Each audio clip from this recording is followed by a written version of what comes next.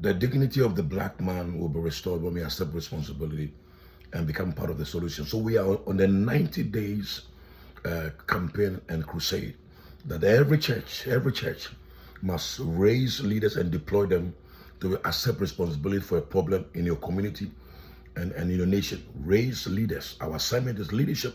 Raise leaders. We're on a 90-day campaign. The campaign is that every church build one factory. Just have a vision, the same passion and vision that we have to build our cathedrals and all of that. Every stable church that has about over 100 people or 50 people have a vision of building a factory, building an industry, building a manufacturing plant, or building a pure water hub, or building or having a farm. Let us be part of the solution. If all of us, instead of waiting for government, let us accept responsibility and let's do it. Let's do it. We let the church become the solution, because the church represents the government of heaven on earth. So let every church, every man of God, every pastor, instead of having huge churches with 70% unemployed people and 10 warehousing to church, let's do this 90 days campaign. 90 days. We are going all out. It's going to be in your faces. It's all out. Imagine that every church is building one industry. The next time you want to build a branch church, build an industry, because most of the people are unemployed. We, the church, can solve the problem of Africa. We, the church, can drive innovation. We can drive employment. The church can become the biggest employer of labor in the continent of Africa and the Caribbean. It is our time. It's our time. One church, one industry. One church, one farm. One church, one production center. One church, breeding kingdom leaders and deploying them, not just to come to church to collect breakthroughs, but breeding them so that they can also be part of the solution. Because every human being is a solution to a problem on earth. We can transform Ghana. We can transform Nigeria.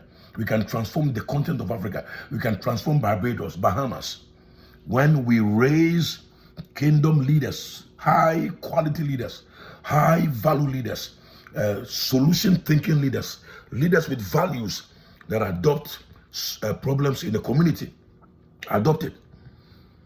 We should not be testifying about God has healed me. Yeah, it's good.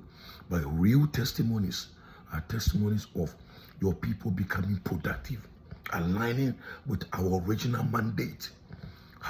Let them be fruitful, multiply, subdue the earth, replenish the earth, and have dominion. Our churches must become gathering place of champions, solution givers, solution thinkers, innovators, creators, idea developers, world changers. Our churches are supposed to, not people we are not supposed to go to church to collect breakthroughs. We are supposed to go to church to align with God's agenda of dominion and leadership and management, and deploy them to tackle the problems in society. That is what we are supposed to be doing. Raise men to have values, to discover God, and raise them to tackle the problems. One church, one industry. One church, one factory. One church, one farm. Your church can only plant pepper and be the biggest pepper supplier the whole Ghana. Your church can plant cocoa. Your church can plant coffee. Your church can plant cassava and be the largest gari supplier the whole of Africa. Any church that depends on tithe and offering is a weak church. Any church that it's not a community of giants. We are preaching the wrong gospel. The church is the solution, but it will not be a solution when we only shout and receive. It will not be a solution when we only do all night. The church is a solution, especially when we develop the mind of the people to become thinking people.